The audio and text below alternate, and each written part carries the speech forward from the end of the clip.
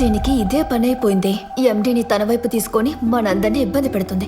వదిలేవే, ఇది creative work. దీనికంటే బెస్ట్గా ఒకటి చేస్తాను. అయితే ఇవన్నీ అడగొద్దంటున్నావా? ఇప్పుడు అడిగితే ఏమవుతుంది లావణ్య? తనే కదా ప్రాజెక్ట్ మేనేజర్. ఇష్టం ఉంటే పని చేయంటుంది. ఇందువల్లే ఈ కంపెనీలో నీకు ప్రమోషన్ రాకుండా పోయింది. నాకు రావాల్సిన శాలరీ ఇంక్రిమెంట్ కూడా కట్ చేసింది. తిను టార్చర్ వల్ల ఇద్దరు కంపెనీ నుంచి పారిపోయారు. ఏ ఒక పని చేయవే, నువ్వే ప్రాజెక్ట్ మేనేజర్ అవ్వచ్చు కదా. తను ఈ ఆఫీస్లో ఉన్నంత వరకు అది ఎలా జరుగుతుంది? ఎంతమందిని కష్టపెట్టింది. ఎక్కువ రోజులు ఉండదు.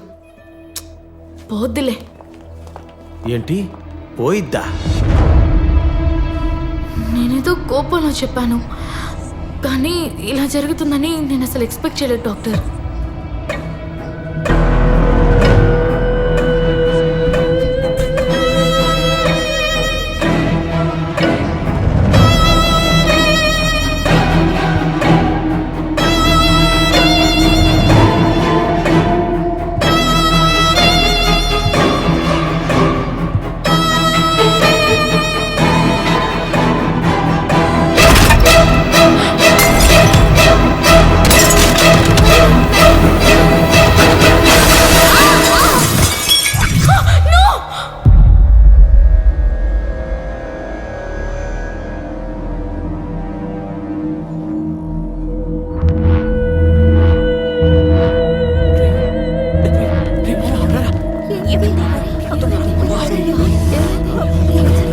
జరగండి.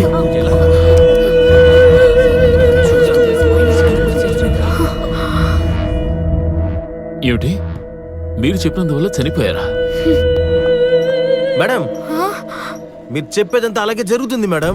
ఆ రోజు కూడా ఫుట్బాల్ మ్యాచ్ లో మీరు చెప్పిన టీమే గెలిచింది. మొన్న ఇందుమతి మేడం లేకుండానే పోతుందన్నారు, అలాగే చచ్చిపోయింది. మీలో ఏదో శక్తి ఉంది మేడం. నాకు జరిగిన మంచి విషయాలు వెనకాల ఒక చెడ్డ జరుగుతుందని నాకు అప్పుడే అర్థమైంది డాక్టర్. నాకు ఒక జాబ్ దొరికిందని చెప్పాను కదా డాక్టర్. సడన్ గా నాకు డౌట్ వచ్చి నా సర్టిఫికెట్స్ అన్ని తీసి నేను ఒకసారి చూశాను. ఇంటర్వ్యూలో నా పక్కన కూర్చున్న అబ్బాయి మార్క్స్ అన్ని అలాగే నా మార్క్ షీట్ లో మారున్నాయి. అలాగే నా బాయ్ ఫ్రెండ్ వాళ్ళ అమ్మకి హార్ట్ సర్జరీ కోసం మిరకులస్లీ ఒక హార్ట్ దొరికిందని నేను చెప్పాను కదా డాక్టర్. హాస్పిటల్ బయట ఒకరికి కార్ యాక్సిడెంట్ అయింది. అందులో ఒకరికి బ్రెయిన్ డెడ్ అయింది. తన హార్ట్ తీసే నా బాయ్ ఫ్రెండ్ వాళ్ళ అమ్మకి పెట్టారు.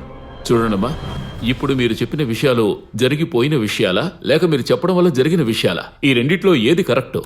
లేదు డాక్టర్, నేను చెప్తే అది ఖచ్చితంగా జరుగుతుంది. ఇప్పుడు మీరు చెప్పగానే జరుగుతుంది అనుకుందాం.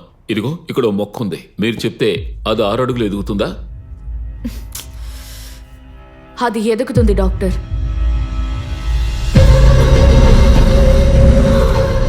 ఏమైంది? Why are you getting nervous?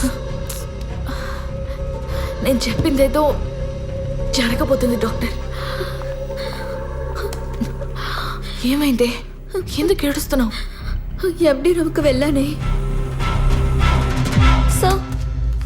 Design లేదో మోడిఫై చేయాలని చెప్పారంట కదా, ఎక్కడా?